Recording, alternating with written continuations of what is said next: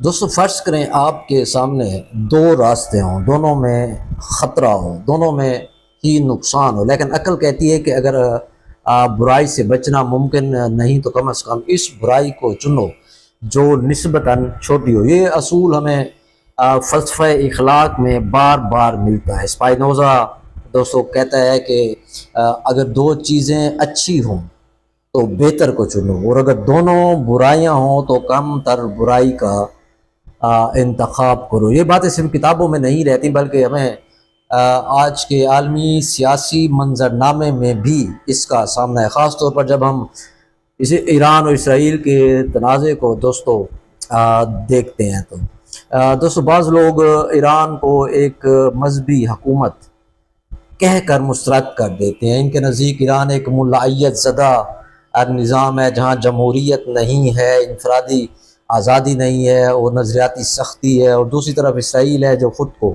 واحد مشرق وسطی کی جمہوری ریاست کہتا ہے۔ لیکن سوال دوستو یہ ہے کہ جمہوریت کا لبادہ پہن کر ظلم کیا جائے تو وہ کیا زیادہ خطرناک نہیں ہوتا؟ کیا ایسی جمہوریت جس میں اقلیتیں غیر محفوظ ہوں، جس کے وجود ہی قبضہ اور نسل کشی پر قائم ہو، کیا وہ واقعی جمہوریت ہے؟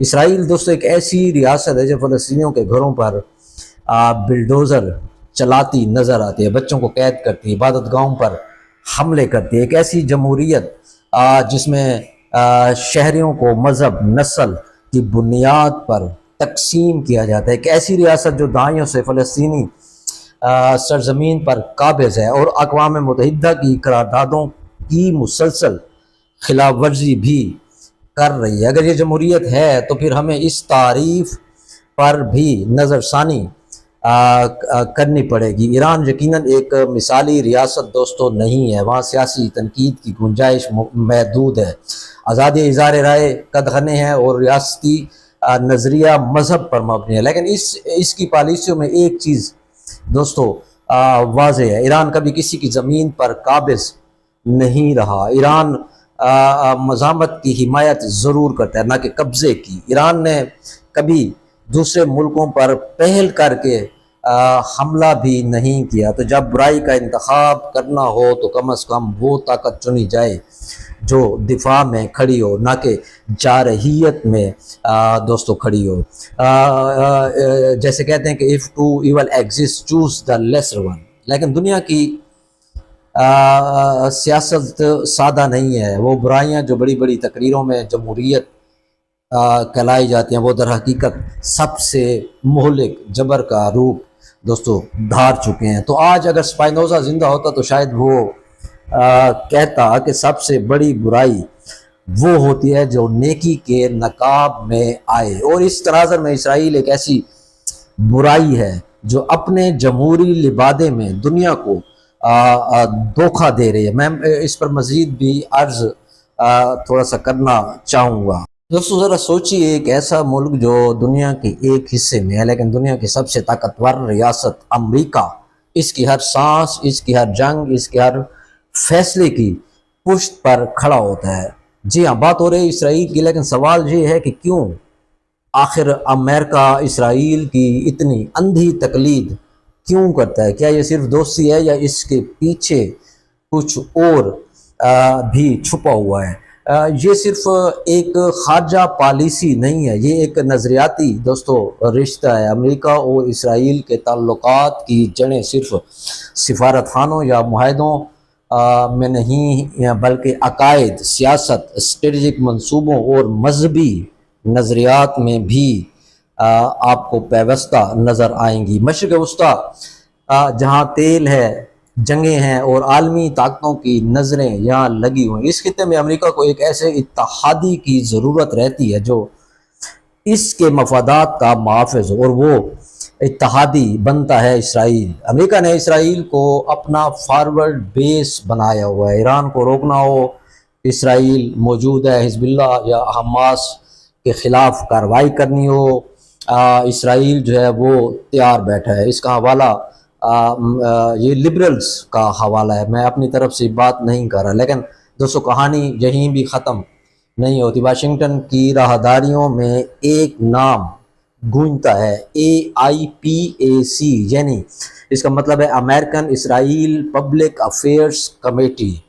دوستو یہ ایک لابی گروپ ہے جو امریکی سیاستدانوں کو فنڈز، میڈیا، سپورٹس اور ووٹرز بھی فراہم کرتا ہے، اور بدلے میں وہ سیاستدان اسرائیل کے حق میں دوستو پالیسیاں بناتے ہیں۔ امریکہ کے 90% کانگریس اسرائیل کے خلاف بولنے سے کتراتی ہے یا گھبراتی ہے۔ دوستو اب آتے ہیں ایک اور چونکا دینے والی پہلو کی طرف، عقیدے کا کھیل۔ دوستو دیسی لبرل ایرانی ملا پر تو تنقید کرتے رہتے ہیں، لیکن ان کی زبان مبارک سے کبھی صہیونیت یا عیسائیت کے عقیدے کو سیاسی رنگ میں ڈھالنے کی ان کو کوشش نظر نہیں آتی۔ امریکہ کی تقریباً 30% آبادی اینجلیکل عیسائیوں پر مشتمل ہے۔ ان کا عقیدہ ہے کہ یہودیوں کی واپسی اور اسرائیل کا قیام حضرت عیسیٰ کی واپسی کی نشانیوں میں سے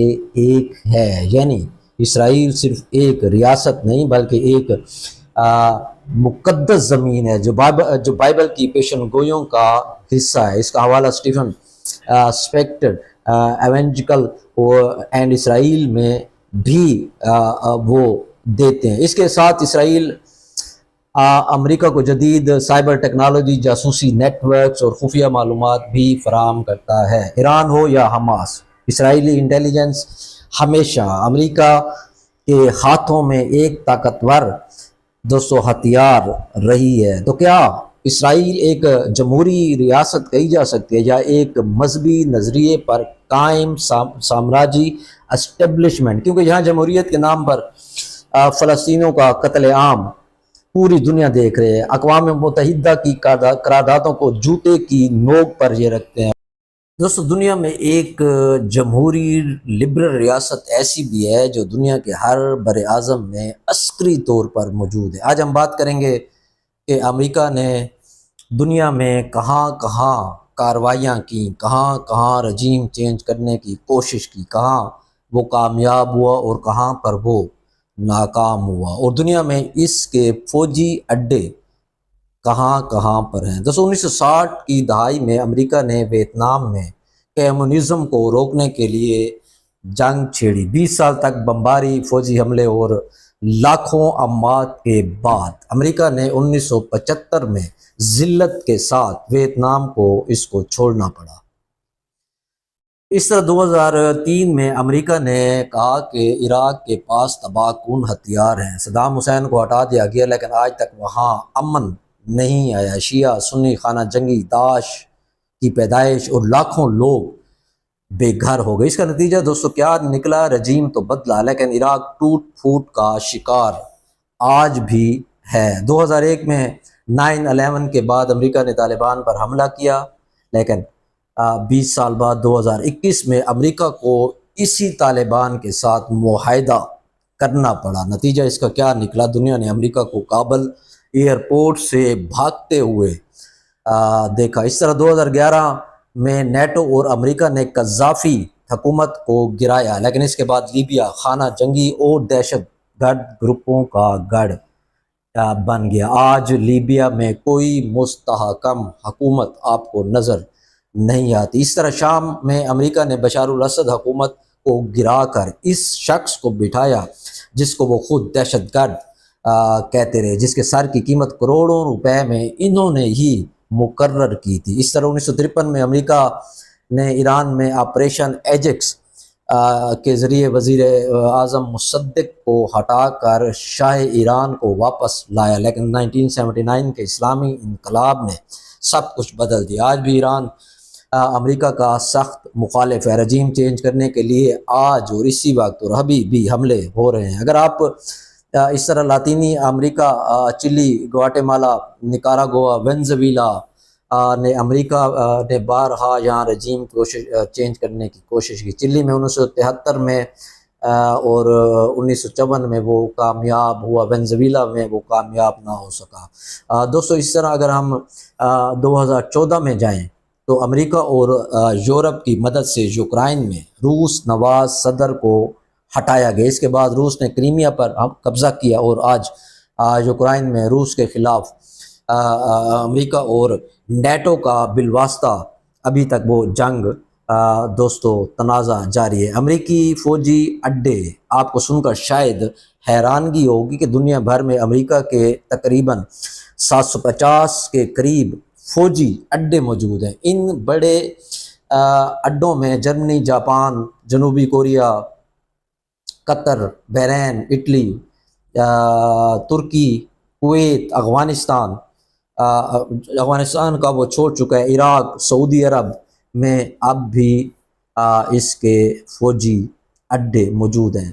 اس کو دوستو ناکامی کہاں ملتی ہے؟ ویتنام میں، افغانستان میں، شام میں، لیبیا میں، وینزویلا میں، عراق میں جزوی کامیابی اس کو ملی، لیکن امن وہاں پر بھی قائم نہ ہو سکا۔ تو سوال یہ ہے کہ کیا امریکہ واقعی جمہوریت کا محافظ ہے یا صرف اپنے مفادات کا سوداگر ہے؟ دنیا کو تبدیل کرنے کی طاقت رکھنے والا ملک، لیکن جس کا ہر قدم کہیں نہ کہیں تباہی، خانہ جنگی اور بغاوت دوستو پیچھے چھوڑ جاتا ہے۔ اب آپ کے سامنے پورا ایک منظر نامہ ہے کہ اس میں سے آپ نے کون سی برائی کا، کم برائی کا انتخاب کرنا ہے۔ دونوں قوتیں آپ کے سامنے ہیں۔ آپ کا بہت شکریہ۔